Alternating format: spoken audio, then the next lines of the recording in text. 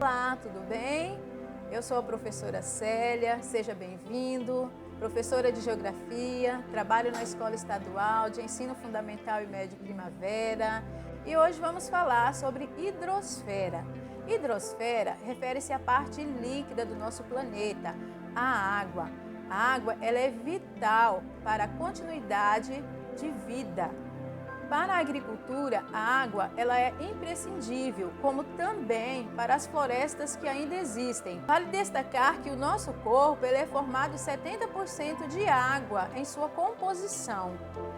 De toda a água que existe no planeta, os 100%, 97,5% é de água salgada.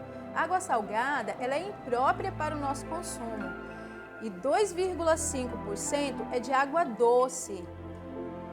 Desses 2,5% de água doce, mais da metade encontra-se congelada, sobrando menos água para a utilização dos seres humanos. Mas se nós usarmos de forma consciente, equilibrada, nós teremos água para abastecer todo o planeta. Existem países que utilizam a dessalinização da água, eles utilizam técnicas. Mas não são todos os países, porque depende do poder aquisitivo de cada país. Exemplo, Emirados Árabes Unidos, Israel. Ao contrário, a África padece devido à questão desse recurso hídrico. Vale destacar também que o recurso hídrico ele está escasso, muito escasso, devido à contaminação. Existe a contaminação através dos dejetos que são lançados nos rios e os agrotóxicos, chamados também defensivos agrícolas, que são lançados na agricultura. Com o fenômeno das chuvas, parte desses resíduos penetram no solo e atinge o lençol freático, e parte desses resíduos vão diretamente para os rios, atingindo as nascentes, os lagos e os rios. Então, vejamos bem, nós temos pouquíssima água doce para utilizarmos. Então, o nosso planeta, ele está sofrendo uma crise com o problema hídrico. A água, ela é um recurso renovável. Renovável devido a quê, professora? É um recurso renovável porque existe o ciclo hidrológico. O sol é um fator determinante. O sol ele incide diretamente sobre as superfícies dos rios, lagos, oceanos, aquecendo e vai haver o processo de evaporação, água saindo do seu estado líquido para o estado gasoso. Encontraria temperaturas mais frias em altitudes mais elevadas e formaria o processo de condensação. As florestas, por sua vez, exercem um papel fundamental no ciclo hidrológico. Não só os rios, lagos e oceanos, mas as florestas, sendo florestas com copas exuberantes, folhas largas e extensas florestas diversificadas, elas contribuem através da evapotranspiração ou da transpiração para o ciclo hidrológico. A seguir, veremos um esquema de como acontece o ciclo hidrológico. Um exemplo de matas, podemos ver a nossa floresta amazônica, que contribui imensamente para o ciclo hidrológico, através da transpiração ou evapotranspiração. Existe a condensação, que são a formação de nuvens. Quando as nuvens atingem a saturação, ocorre a precipitação, porque as nuvens ficaram 100% carregadas. Então, há a precipitação, que são as chuvas. Se liga, a água é um recurso renovável e sem interferência humana infinito. Porém, as atividades antrópicas como desmatamento, queimadas, desperdícios influenciam diretamente o ciclo hidrológico, tornando esse recurso cada vez mais escasso. Nós vemos, por exemplo, que a zona rural e a zona urbana sofrem com a questão do recurso hídrico. A água doce que está em jogo. Nós temos pouca para utilizarmos.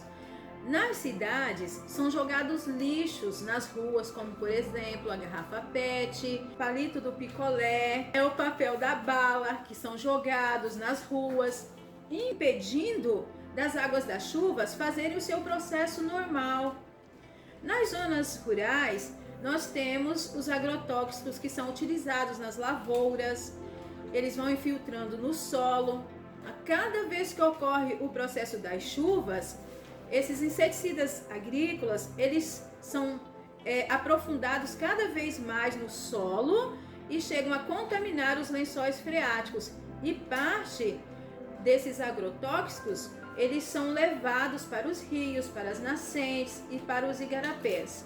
A pegada hídrica, ela está associada diretamente ao consumo de água. Pode ser de forma direta, hidratação e higienização, e indireta, mercadorias e serviço, que todas as pessoas fazem ao longo de toda a existência. Exemplo de água que nós não vemos. Por exemplo, a bolsa de couro foi utilizado água na pecuária. Por exemplo, a blusa que eu estou usando hoje de algodão para a prática da agricultura foi utilizado água. Então é uma água que nós não vemos. Vamos ver uma tabela que ela vai mostrar a água como ela é utilizada. Para produzirmos 1 litro de cerveja, são gastos 5,5 litros de água. O arroz, 1 quilo de arroz, são gastos 2.500 litros de água. A banana, 1 quilo, para produzirmos 1 quilo de banana, são gastos 499 litros de água. A carne de frango, 1 quilo, foram gastos 3.700 litros de água. A utilização da água, ela varia de acordo com o desenvolvimento do país e o poder aquisitivo de cada indivíduo. Indivíduos mais ricos possuem pegada hídrica maior, ao passo que indivíduos mais pobres, a pegada hídrica é menor. Agora nós vamos ver questões relacionadas ao Revisa Enem 2020. A seguir, vamos ver algumas questões que falam sobre o tema de hoje, hidrosfera. Com o crescimento das cidades e aumento da demanda por água, tanto em ambiente urbano quanto rural, os problemas envolvendo a manutenção da qualidade e da quantidade das águas superficiais e subterrâneas tendem a se agravar.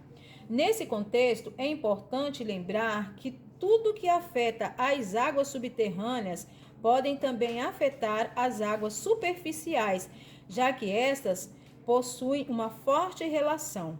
No Brasil, os problemas mais comuns das águas subterrâneas estão relacionados aos superexploração e poluição, impermeabilização do solo e conservação, poluição e uso sustentável, reutilização e superexploração, poços e filtragem vertical. Logicamente, a letra A, superexploração e poluição. Nós vemos que os mananciais, eles estão contaminados. Os maiores problemas com a água no Brasil estão relacionados com a superexploração do solo e a poluição.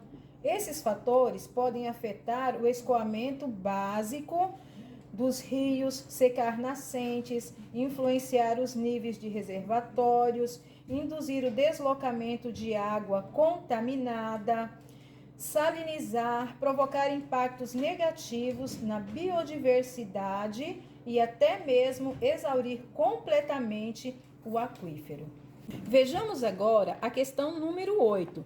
O uso da água aumenta de acordo com as necessidades da população no mundo, porém, diferentemente do que se possa imaginar. O aumento do consumo de água superou em 2 vezes o crescimento populacional durante o século XX. Uma estratégia socioespacial que pode contribuir para alterar a lógica do uso da água, apresentada no texto é a letra A, ampliação de sistemas de reutilização hídrica. B, expansão da irrigação por aspersão das lavouras. C, intensificação do controle do desmatamento de florestas. Letra D, adoção de técnicas tradicionais de produção. Letra E, criação de incentivos fiscais para o cultivo de produtos agrícolas.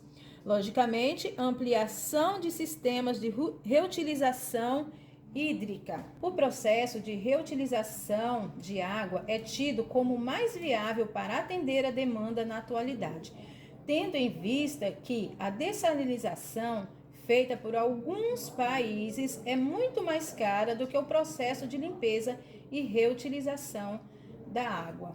Espero ter contribuído com todos vocês para o aprendizado e nota máxima no Enem e até a próxima aula. Fiquem com Deus!